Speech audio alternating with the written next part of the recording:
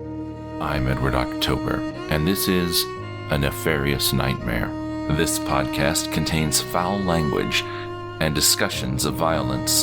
Additional trigger warnings will be posted as needed in the show notes. Listener discretion is advised.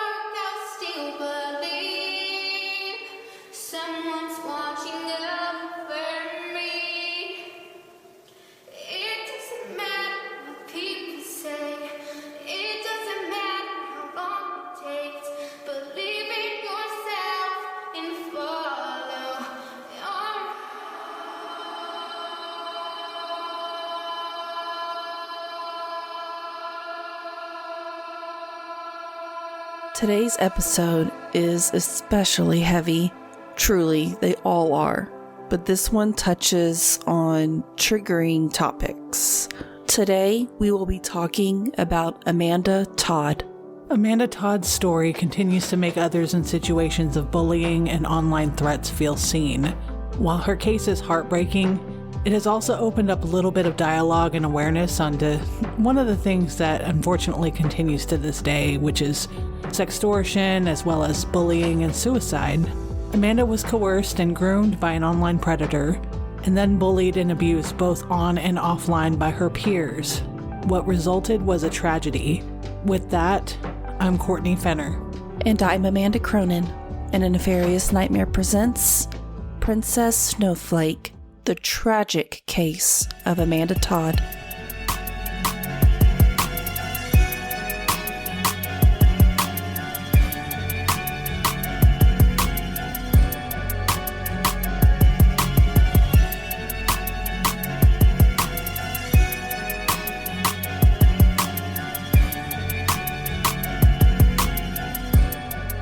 Cyberbullying is bullying that takes place over digital devices. This could be on a computer, but tablets and cell phones also count. Cyberbullying can occur through SMS, text, apps, social media, forums, or gaming where people can interact and share content. Cyberbullying can be a broad term, as the result of the attack can range from minimal to severe, but these occurrences include sending, posting, or sharing negative, harmful, false, or hateful content about someone. It often includes slander, sharing personal or private information about someone else with the intent to cause embarrassment or humiliation. Some cyberbullying crosses the line into criminal territory, although in our opinion, we'd argue that all cyberbullying is criminal. According to one of our sources, the most common places where cyberbullying occurs are social media, such as Facebook, Instagram, Snapchat, and TikTok, text messaging and messaging apps on cell phones or tablets, instant messaging, direct messaging, and online chatting over the internet, online forums, chat rooms, and message boards such as Reddit, email, and on online gaming communities. Social media, along with any avenue of communicating with a large amount of people at once, has special concerns as it only has increased in usage and popularity. With everyone wanting to be an influencer or even simply wanting to be seen, it's a relatively new concept as of MySpace years, and relating to the internet in general, back when the internet itself started to gain in popularity, the closest we had to social media was AIM and Yahoo groups, but it's taken the internet by storm, and it's easy to see why. There's a particular liberty of being able to share an image, or a post to a ton of people with just the tap of a button. And the ease of obtaining images and information is always at the palm of your hands now that we are all equipped with phones that triple as a camera and a bite-sized laptop, essentially. And with that ease of use, there's a specific dopamine rush we can all get related to social media and people liking and sharing our content. It's a somewhat new and different kind of attention than what most of us grew up with. And it's addictive. And with this, there are noted risks. Images and posts can often be seen by strangers as well as friends. It's important to always watch what you post because not only is it true that whatever you share online can result in potentially not being hired for a job, and yes, potential and even current employers do stalk your Facebook accounts. But what may seem innocuous at the time could fall into the wrong person's hands and be spread like wildfire. There's a saying that holds true: the internet is forever, and this is what they mean. According to stopbullying.gov, quote, "The content an individual shares online, both their personal content as well as any negative, mean, or hurtful content, creates a kind of permanent public record of their views, activities, and behavior. This public record can be thought of as an online reputation, which may be accessible to schools, employers, colleges, clubs, and others who may be researching an individual now or in the future. Cyberbullying can harm the online reputations of everyone involved, not just the person being bullied, but those doing the bullying or participating in it. Cyberbullying has unique concerns in that it can be persistent. Digital devices offer an ability to immediately and continuously communicate 24 hours a day, so it can be difficult for children experiencing cyberbullying to find relief. Permanent. Most information communicated electronically is permanent and public, if not reported and removed. A negative online reputation, including for those who bully, can impact college admissions, employment, and other areas of life. And hard to notice, because teachers and parents may not overhear or even see cyberbullying taking place, making it difficult to call out. According to nces.ed.gov, in 2019, about 22% of students ages 12 to 18 reported being bullied at school during the school year, which was lower than the percentage reported in 2009, which was 28%. In 2019, about 16% of students in grades 9 through 12 reported being cyberbullied during the previous 12 months. Sextortion is defined as a serious crime that occurs when someone threatens to distribute your private and sensitive material if you don't provide them with images of a sexual nature, sexual favors, or money. The perpetrator may also threaten to harm your friends or relatives by using information they have obtained from your electronic devices unless you comply with their demands. This is according to the FBI.gov.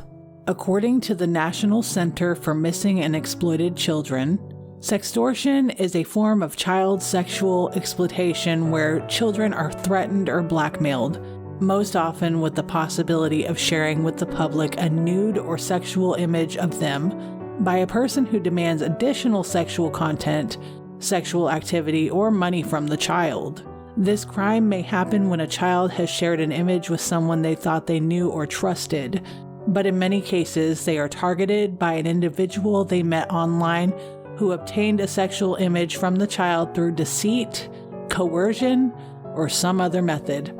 In many cases, the blackmailers may have stolen or taken images of another person, and they are communicating through a fake account.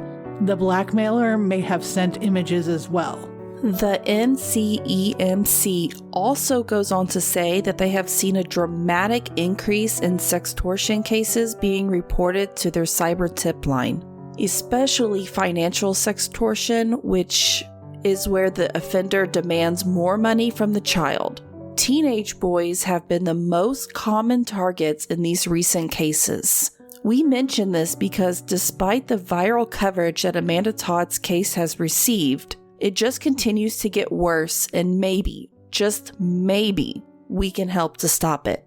Amanda Todd was born November 27th, 1996, and raised in Port Coquitlam, British Columbia, which is a suburb east of Vancouver. It was considered to be the sort of neighborhood that feels close-knit, familiar, and safe, where parents would want to raise their families. She's described by her mom as spirited, creative, and a normal child who was sometimes extremely shy, who drove her parents crazy, and her dad says that she's a firecracker with spunk. She challenged life and wanted to grow up fast and kept everyone on their toes. A few unique things happened to Amanda as a young child. Her parents had separated, but did remain on excellent terms, and she was diagnosed with ADD as a young child. By all accounts, both parents were supportive and stayed involved in Amanda's life. She was very close with her parents, and she was considered to be a very active child, possibly as a result of ADD. So her parents kept her involved in gymnastics, hockey, and Amanda also learned to sing and dance. Her mom, Carol Todd, recalled that kids would laugh at her. She said that she'd compensate by using some self-deprecating humor or making jokes at her own expense, just to kind of fight the bullies in some way. But kids just continually laughed at her again and again. It was an endless cycle. After all, she was being bullied by other kids. Eventually, she developed anxiety, and her mom remembered she would wring her hands together, which is how she could tell that she was anxious. When she was 9 years old, she taught herself to sing and then learned to record herself singing. She loved singing and saw this as part of her destiny to be in the limelight. Amanda had severe anxiety due to feeling like people didn't like her, and she was only 11 years old at that time, which is around the same time that she had learned how to use YouTube and how to post videos. At one point, she had even begged her parents for a webcam, to which they finally gave in and got her one. It's important to remember something before we continue. There have been people that have questioned Amanda's actions and attitude toward online safety as well as that of her parents. Please understand that around this time, the education of safety online wasn't anywhere near as nuanced and intelligent as it is today. In that time, just about everyone was a lot more liberal in the way that they approached social media, and were free to do so as they wished, and even naive to the dangers, even knowing that what could happen. It's important that we do not blame the parents or even Amanda in any way, because it truly was a different time than it is these days. With that, being that young and how new social media was, she had no clue that people online weren't always as good as she thought, and that she would be easy pickings for an online offender. Not many people did, and this case really brought a lot of attention to it. Amanda's username online was Cutie Lover, and not only would she post videos, she'd also connect with and make friends online. She spent much of her time meeting people online, posting videos or posting to Facebook and even writing poetry, and would have conversations with a specific naivety and trust that you could never know then to be cautious about like now. She was vulnerable, and unfortunately there were opportunistic people that knew that and took advantage. She gained quite a following online and was love-bombed with attention and adoration, with people claiming she was quote-unquote so pretty, so charismatic, and just showering her with affection. Amanda loved that, and really, who could blame her? It made her feel seen and valid, especially after a childhood of navigating mean kids who just didn't understand her. People continued to love bomb and groom her, and she was just over the moon. She was doing everything she could to keep her online friends happy, because she had little in the way of friends in real life. When she turned 13, she noticed boys, a lot, and wanted so badly to be popular. She discovered Blog TV, which to us is very similar to TikTok nowadays, but like a 2010 version, and she, as well as some friends, chatted on there with people. They ended up figuring out that there are at least some creeps online, but she continued with her chatting. She loved it. She also kept close tabs on how many likes and views she got on this site and attracted tons of attention. She noticed that she was being watched by more than 150 people, and she had this online friend known as Danny B, who she was friends with and had been chatting with for over a year at this point. She didn't realize that she was being groomed by him. How he did this is he made her feel safe, and she relied on that, which is typical of a codependent relationship. She felt wanted and accepted, and he likely felt like he had this power and control over her. He would continuously ask her to remove her top, even threatening to stop talking to her if she didn't. Again, she was codependent on his support and acceptance. When one day, acting on impulse, she flashed her chest on the webcam. For the following year, it was forgotten and she moved on with her life, making online friends and continuing with her singing videos, forgetting about all this. Danny B pops up once again on Facebook under a different username. He sends her a friend request. At this point, she didn't know who it was, but unknown friend requests were not unusual. But with the request, there was a message threatening to show her family and friends the photo. It turns out that someone screen capped a still of her flashing the computer, and he would threaten to continue posting this photo if she didn't perform for him again. He even listed off her friends and family's names and said he was willing to contact them. Even though this terrified her, she would shrug it off, hoping that they were bluffing. She found out later that he wasn't bluffing, as he'd sent the photo to a porn site as well as all of her friends and her parents. He also sent it to a YouTube account known as The Daily Capper. The accounts were also linked to a blog TV account that Danny B had. To explain, and you're going to find out about The Daily Capper, but The Daily Capper is a now defunct weekly news stream, now likely to be considered a podcast, but it was not called that in 2011. But this was on YouTube. Basically, this is the TMZ of sexploitation, but it's all under anonymity. This stream would utilize the news anchor from the cartoon Crashbox, which, if you aren't familiar, was a stop animation cartoon made for children and lasted from 1999 to 2000. The videos would often have a canned robotic female voice behind a creepy-looking stop animation news reporter. This so-called news stream would find young children being exploited online and further encourage the exploitation. They'd also profile victims, and Amanda was one of those victims. To explain, a capper is or was someone who would stalk sites looking for girls who engage in webcam recorded activity such as flashing or other provocative or seemingly provocative gestures and acts. They capture images or screen cap, hence the name, and then they post these screen capped images on websites or social medias.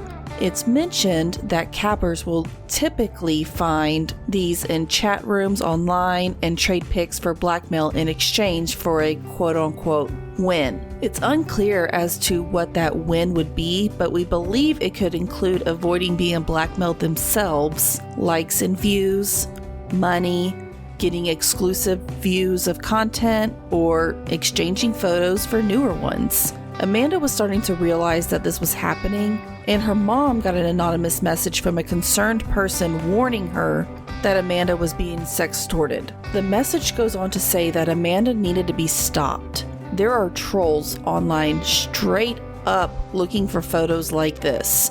They are there to blackmail her. They've done it to others.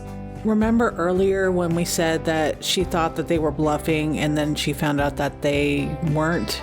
People at her school are getting this picture sent to them at this point. The bullying and verbal attacks start to ramp up, and she's known at school as quote-unquote girl with the picture and was also slut-shamed. She was called names like cam whore, porn star, and people would randomly taunt her with questions. She had a real hard time after this wanting to go out in public. She felt ashamed and embarrassed and also terrified, and she's feeling things that no child should be feeling. It's unfortunate that bullying even exists to this day, but imagine being 11, 12, even 13 and beyond, and being terrified to leave your house. She kept to herself and she would only talk to her 2 close friends. According to her chat logs, she said, quote, "There are people out there who can't talk to me or they will be hated. I never got the chance to go out of my house and be a normal person. Instead, now all I do is hide. I'm always scared of what's going to happen." End quote. Amanda confided in friends that she only flashed one time. Nobody thought it was a big deal at the time, thought it would die down as gossip does. Unfortunately, it got so bad that she tried to outrun this blackmailer and eventually had to change schools. Her moment of peace did not last long though, because in the spring of 2011, she gets another text from her blackmailer. She tells her mom that he's back and he's demanding more. Her mom makes a drive to the police department and showed them that the phone and the text and said that they were looking for help. This is the second time they visited the police department in 6 months. The third time the police were told by the school and staff at the new school. There was another instance mentioned in one of our sources that we do want to bring up real quick because, I found it to be relevant. I was watching one of these documentaries that was done about Amanda Todd, and they brought up this instance of a girl named Alicia Rita, and she was 16 back in 2005. Now, similar to Amanda, she loved attention. She liked having a different persona online. So she met a guy online who was 18 years old. He had love bombed her, and he was sweet at first, but then it turned sexual. Then he'd groom her and coerce her to undress, and he'd also convince her to hide from her mom. He'd then masturbate on the webcam while her mother was literally just a few feet away. She, of course, was mortified, but she didn't know how to deal with it. He then talked her into meeting him at his parents' house, and she complied. So she meets him there and then was sexually assaulted by him. So she eventually threatened to go to the police, but he had blackmailed her. She was also hacked by other cyber stalkers, and then when police investigated this, they found that these people targeted kids as young as 9 years old. The criminal profile of these particular offenders, pedophiles, included blackmail pictures, and those had bestiality and masturbation. And they also noted that the offender had a god complex, loved to have power, and some sexual satisfaction. In this case, the police were super helpful. They tracked the user's IP address and found that the offender was pretty much right next door. He was 21-year-old Mark Bedford. He was convicted of terrorizing a total of 63 girls in Canada and UK. He ended up taking a plea deal to drop Alicia's sexual assault charge. He did a 3-year stint in prison. It's been noted that the offender was extremely immature for his age, as he came off as socially awkward teen instead of a man in his 20s. With all that being said, he screamed normal. So going back to Amanda Todd, this is where the blackmail starts to get worse. She'd already moved from one school to another and starts to get threats at her new school. At this point, people are taunting her. At one point, Amanda said that she started chatting with an old guy friend. He had contacted her and invited her over to have sex, and his girlfriend at the time was, I guess, on vacation somewhere. So the following week, the girlfriend and several other people, approximately 15 people, had confronted her at school and shamed her. The girlfriend then punched her, and Amanda fell to the ground, lied in a ditch, and her father found her. After this incident, she attempted suicide by drinking bleach, but survived after having her stomach pumped. Quote, "It killed me inside and I thought I was gonna actually die," she said in her video. She also got other usernames online that she didn't recognize, just asking and demanding more. She said no each time. At this point, all of the attention was unwanted and she was more and more uncomfortable. Chat logs revealed that she opened up to someone saying that some creepy guy kept messaging her and she was terrified. So at this point, it's October of 2011, so she received her third blackmail threat, and she was to either reveal herself online by someone on Facebook with the username Tyler Boo. This offender goes on to say, quote, "LOL, you already forgot who I am? The guy who last year made you change schools and got your door kicked in by the cops," end quote. He goes on to say that this will continue unless she gives him 3 shows and says that he will disappear forever. He also says that he won't stop until he gets what he demands. He also says that even if she goes to another school with a new set of friends or a boyfriend or anything like that, that he will continue to be lurking around. And he goes on to end it with, "I am crazy." Amanda's mother was continuously in contact with the RCMP, kept giving them more and more evidence and asking what they can do to help catch this person. She saved all chats, pictures, and email addresses. Talk about really following the document everything rule, because she had all the receipts. What she had was known as blackmail campaign against her daughter, according to sources. It's noted that the response from the RCMP isn't hopeful, where they basically suggest she and Amanda just remove all social media accounts because, and this is sarcasm by the way, just removing social media accounts and email addresses will make it all disappear. Even though the internet is forever, this is the magic tool to just make it all go away somehow. Yeah, okay. Anyway, they go on to say, quote, "If Amanda does not simply just stay off the internet and or take steps to protect herself online, there is only so much we can do as the police." End quote. She's 14 years old at that point. What the fuck? The police are there to protect and serve, and she's a child. If a 14-year-old girl walked to school and was mugged on the way to school, would they have told her that she should just drop out of school? And at this point, her mom's debating this. And by the way, she has the patience of a saint. She even suggested maybe baiting a trap. It's been noted that this could have happened, and it should have even.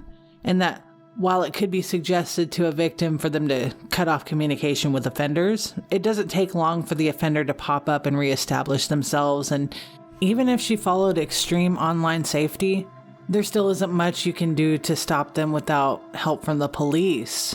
But unfortunately, the RCMP brushed the whole thing off, never attempted any of this, despite her continuously being cyberstalked. In November of 2011, a Facebook profile pops up, Austin Collins, claiming to be a new student.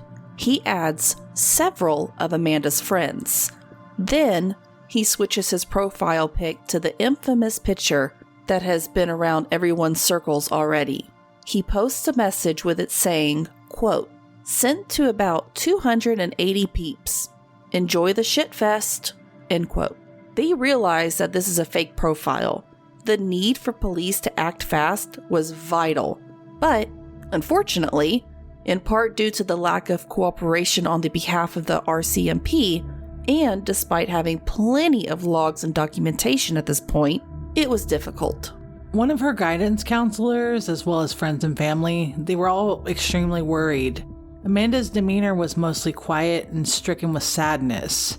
This was very much so noticed.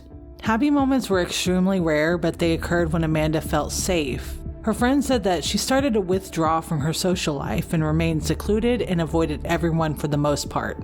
This went from a young, sweet and talented, charismatic, friendly, even beautiful, and she just had so much hope and positivity. She had a light to her.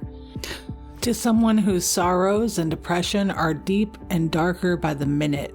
The darkness was overtaking her, and she was sinking deeper and deeper into the sadness that nobody could readily see, even when it was blatantly obvious as to what was causing it.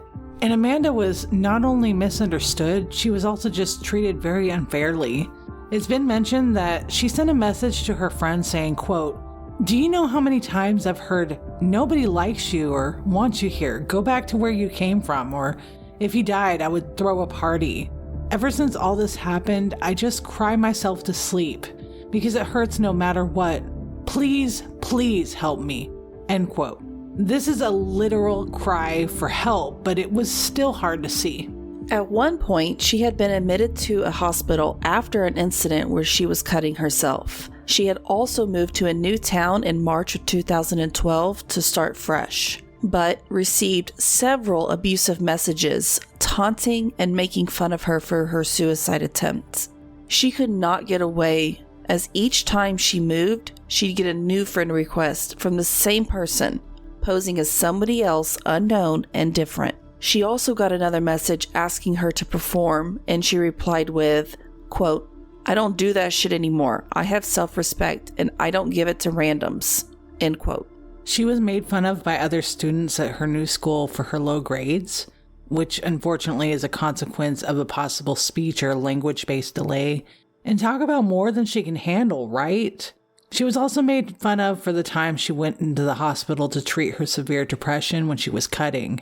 Her mom went on to say, quote, "It didn't really help that after she got out of the hospital, recently some kids started calling her psycho and saying that she'd been in a crazy hospital. She went to the hospital, she had therapy, she had counseling, she was on a good track. On the day she gets out, that happens. I shake my head and I think, are kids really that nasty? Do they really not think, what if it was them?" End quote. And unfortunately, they really are that nasty, even today. Becoming more and more socially withdrawn, afraid she'd be recognized and shamed all over again, she hides in her house. She's beyond depressed at this point, but on September 7th, 2012, she decided to make a video and post it to YouTube. She said it was a project and wouldn't tell anyone what it was, just that she needed white paper and black markers. Now, it has been said that the video was misinterpreted as a suicide video, but it's believed that it wasn't, and it was actually meant to bring awareness to the fact that suicidal ideation can be the direct result of bullying and shaming, which means if you're a bully, please fucking stop. Also, this was meant to release her anxiety and to open up, tell her story and to make it public, and a message to her cyberstalker and others that were harassing her, as she wanted to give everyone insight into her heart. She wanted everyone to know, hey, this is me and this is what I'm dealing with. It's what I'm feeling. This is how I'm hurting and this is what these bullies are doing to me. It wasn't considered a suicide video. It was basically a way to grab everyone's attention and make them aware that she is being bullied and that it's not okay. People ended up giving it a ton of attention, and she got messages of support from others going through the same or even a similar struggle, and her video went viral. She responded to this attention saying, quote, "It's finally nice to see people care. My family and my mom are the ones who are trying to stay strong. I booked November 28th to get my Stay Strong tattoo on my wrist so I could look at it and stop myself. People now call me crazy, but I'm just going to keep my head up. Love and cheers, Amanda," end quote. On October 10th, 2012, just over a month before she was set to get the tattoo, Amanda was alone in her mom's home and completed suicide by hanging herself. Her father ended up getting a Stay Strong tattoo on his arm for Amanda, mixing her ashes with the ink. Her last message to her mom was that she loved her and to please not be mad at her, that she would always be her princess Snowflake. It took this incident for the case to finally become priority. After this incident, this case got a lot of attention. It's great that it got the attention, but this could have been prevented if people took her seriously. Pretty much, too little, too late. She was 15 years old when she died. She had been bullied and stalked for 2 years. The attention this case got included a link to her YouTube video and an email address provided by the RCMP appealing for information from the public. Within 24 hours of the appeal, over 400 tips were received. The RCMP had stated that its investigation was hindered by the amount of false information in online postings after Todd's death, and by scams claiming to raise money for her family. Regardless, she was a child and had been at risk, but ignored. Her case at this point now had 20 cops assigned to it. At one point, Anonymous got involved, and we all know that Anonymous truly meant well. Anonymous, for those who don't know, are an activist group that also are involved in internet hacking. They alleged that a 32-year-old man was Amanda's blackmailer and main source of harassment. They then published the man's name and his address all over the internet. Which resulted in him receiving threats of vigilante justice online. After investigating the tip, however, Police determined that the allegations were unfounded, saying false information that is being spread by people who appear to be trying to use Amanda's story to do harm or make a profit was one of the challenges that they had faced. The posting of the person's private information resulted in over 50 emails and thousands of Facebook death threats. A member of Anonymous had attempted to dissuade the group from publishing the information, saying that they had the right person but that the address belonged to somebody else, not the target. It's reported that the person who was responsible turned out to be 19, not 32. And we find out much later, of course, that unfortunately this isn't true. There is a video that was released after a 2-year hiatus by the Daily Capper trying to backpedal against claims that it's basically just a video podcast tailored specifically for and by pedophiles. This same video goes on to give some false claims despite giving the impression of taking the quote-unquote moral high road, and the video is still there. But we aren't going to link it in the show notes because the attention should be focused on Amanda and her case, not these pieces of scum.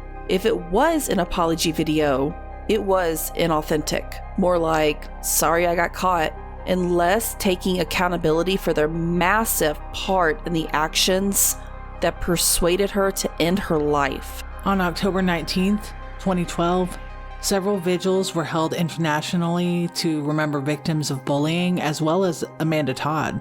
A minute of silence was observed by 250,000 students in the Toronto School Board District. And this one's quoted from peoplepill.com. The same day, Amanda's mother was a guest at the 2012 We Day event in Vancouver, a week after Todd's death. Bullying had been scheduled as a topic before Todd's death and was addressed by speakers Magic Johnson, musician and anti-bullying advocate Demi Lovato, and British Columbia Premier Christy Clark. Amanda's mother was denied entry at first to an anti-bullying conference because people worried that her being there would upset other attendees. However, Amanda's family was invited to attend later events. Still though, that sucks. On November 18th, 2012, over 600 people gathered at the final farewell ceremony for Amanda near her home. Her mom told everyone attending that her daughter had left behind a larger-than-life message that has sparked the world and has made it open its eyes, its ears, and its hearts. To this day, snowflakes are seen as synonyms to remember Amanda Todd and her legacy because her mom called her Princess Snowflake. There have been several fundraisers using snowflakes as symbols, or also the term stay strong. In a blog post, Carol Todd says, quote, "A close friend wrote these words to me. As you go forward in the days and months ahead, consider carefully what and how much can be done within the schools. Consider what families can do and what should be tolerated. Amanda's legacy should be one that teaches awareness and that our society will only succeed via tolerance, compassion, community, and forgiveness. It takes a village to raise a child. We are all that village.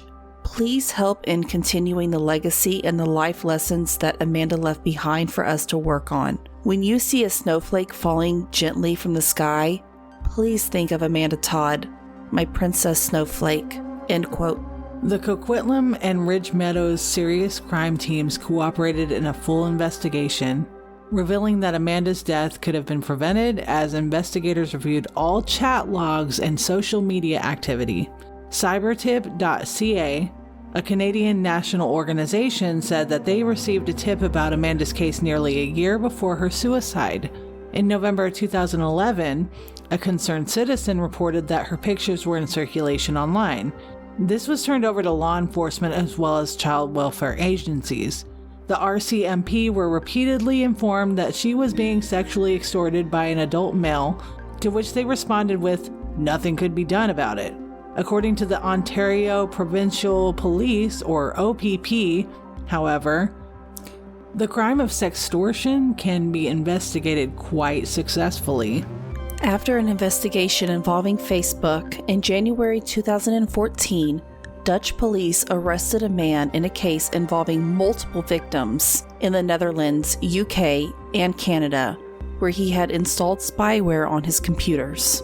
they found really terrifying chat logs of extortion, numerous images of child pornography, and well over 5,000 documented and saved names in his personal database. This included potential victims and their social networks, and any other useful information. In April 2014, it was reported that Dutch authorities charged a 35-year-old man of dual Dutch and Turkish citizenship, identified only as Adine C. at the time, within the Netherlands in accordance with the Dutch privacy laws, with indecent assault and possession of child pornography. That same month, the RCMP announced that the man had been charged with extortion, internet luring, criminal harassment, and possession and distribution of child pornography for his alleged offenses against Amanda, as well as other minors. On January 28, 2015, CBC News said that Aiden Caban had written an open letter proclaiming his innocence. Dutch police then dropped some of the child pornography charges in October of 2015, and Caban's case went to trial in February of 2017, which concluded on March 16th, 2017. He was facing 72 charges of sexual assault and extortion in the Netherlands involving 39 alleged victims. 34 were young women and 5 men in countries as various as Britain, Canada, Norway, and the United States, some who had been harassed for years. He was eventually convicted and sentenced on the Dutch charges of internet fraud and blackmail. Several delays had occurred, as in December 2019, Canadian authorities were preparing for the extradition, which was delayed until December 2020 due to the problems obtaining travel documents for Caban and his lawyer. Caban continues to maintain his innocence, saying that he was looking forward to his name being cleared in Canada, even though evidence says otherwise. A pre-trial conference was set to begin on February 12th, 2021. In August of 2022, Aiden Caban got 5 guilty counts: extortion, harassment, child luring, possession of child pornography, and possession of child pornography with the intent to distribute. The Crown was seeking a 12-year sentence for these charges. A lot of this is quoted directly from CBC News, but on October 24th, 2022, just a few weeks ago, Aiden Caban was sentenced to 13 years in prison. The sentence is just a little longer than the 12 years originally suggested, but BC Supreme Court Justice Martha Devlin said that his conduct and the pleasure he took in Amanda's escalating distress called for sharp rebuke. Caban's defense lawyers had asked for a 2-year sentence because, of course, they did. So he was convicted in August of 2022 of extortion, 2 counts of possession of child pornography, child luring, and criminal harassment against Amanda Todd. Caban used 22 different aliases to chat with Amanda Todd on Facebook, YouTube, and Skype, demanding webcam shows. He had even sent her more than 700 messages and made persistent online threats, according to Devlin. He also threatened to send images and videos of Todd to her friends and family. So Devlin goes on to say, quote, "When Amanda refused to comply with his demands, Mr. Caban made good on his threats." Amanda Todd's story is a heartbreaking one. This one is one that we took personal, and I hope everyone listening can empathize. Even though this story has received a ton of media attention, it's one we had not heard about until recently, only remembering and knowing of the video she posted. Sextortion is a serious crime that affects a person's life in many ways. It is a form of sexual assault. Bullying of any kind should be criminalized, especially that of which causes someone to make a permanent and heartbreaking decision to end their pain. If you or someone you know is struggling with bullying, sextortion, please talk to someone. We will have all resources available in our show notes. Please advocate on their behalf, because sometimes it takes your voice to help another. Or if you feel like the world would be better off without you, that's not okay. We want everyone listening to know that the world is not better off without you, and that you matter. You really, truly matter. Even when you are not perfect or fucked up, you matter. You're seen. You're loved, and the world needs you here. If you ever need help, you can now dial 988, which is the National Suicide and Crisis Hotline.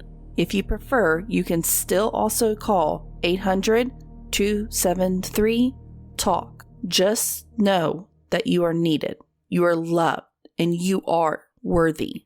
I have to say, I'm shocked that I didn't know much about this story at all. I was familiar with the video. I remember seeing the video a long time ago and thinking pretty much, man, that's really sad. And I knew I could relate to it in some ways because, I mean, not to get too deep on y'all, but, I've been bullied, and it was not to this extent, but regardless, like it's not okay. Like the bullying and the cyberbullying and the treating people like shit, like it really needs to just stop because you really don't know. You don't know what somebody's going through. I don't get it. There's a lot of people that claim to be empathetic too, and they feel like they have like this big heart and that they care about people, and then they turn around and they just they backstab and they bully, and it's just a mess.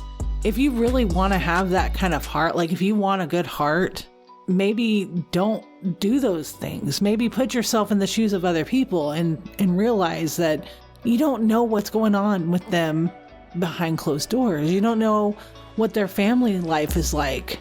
You don't know if there's another side to that story that you've perpetuated in your own mind. Like you don't know anything about them. You just know about what people say about them. Maybe make time and get to know them even, instead of assuming and making remarks and comments or beating them up, or you just don't know. I had to get on that tangent because this story really, really got to me. And like I said, her story brings me to not only think of how I was treated in school, and how others must have been treated, but it also brings me to think about my daughter. And I just don't want her to experience this. And I am so glad to have gotten to know Amanda Todd through this research. Amanda Todd was a sweet girl who just wanted some attention and some friends. She wanted love and she wanted acceptance. She did not deserve the treatment she received, and even though justice finally prevailed, it just doesn't make it hurt any less, does it?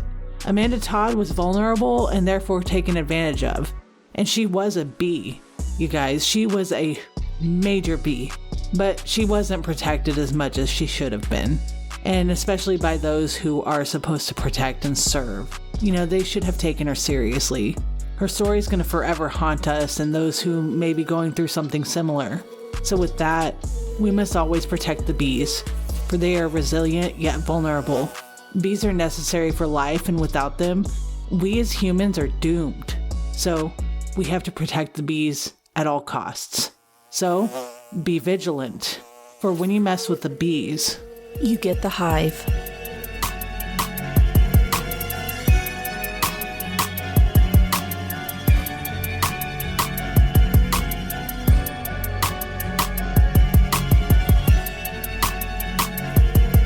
Thank you for listening to A Nefarious Nightmare. Original intro music by Ghost Stories Incorporated. Remixed by Ryan RCX Murphy. Additional music provided by Epidemic Sound. This podcast was researched, scripted, and produced by Amanda Cronin and Courtney Finner. A Nefarious Nightmare is a Cloud 10 iHeart podcast. Managed by A Nefarious Nightmare, Sim Sarna, and Jamie Rice of Murderish and Dirty Money Moves. Thank you again for listening, and be vigilant.